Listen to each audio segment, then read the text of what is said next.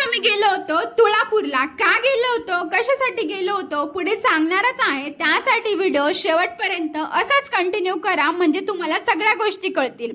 आज रविवार होता. मी माझ्या आहोंच्या मागे लागली होती, मला आज कुठेतरी फिरायला घेऊन चला. पण माझे आहो बोलले, आज मी तुला कुठेही फिरायला घेऊन जाणार नाहीये, पण मी आज तुला अशा ठिकाणी घेऊन जाणार आहे जिथे आपण दरवर्षी आता जायला लागलोय.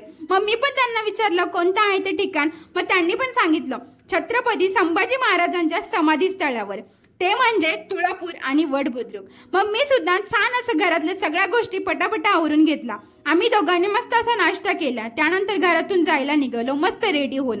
जाताना गाडी मी घेतली होती आणि त्यानंतर लगेचच आम्ही पेट्रोल वगैरे फिल करून आम्ही आळंदीमध्ये येऊन पोहोचलो.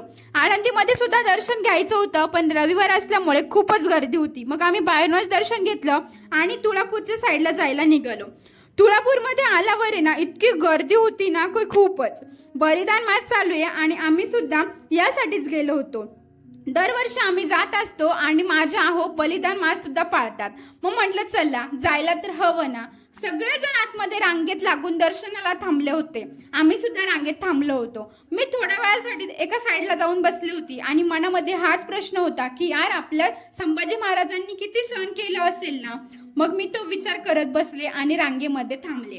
लगेचच आमच्या दोघांचे मस्त असं दर्शन झालं आणि आतमध्ये ना व्हिडिओज फोटोज काढायला मनाई होती.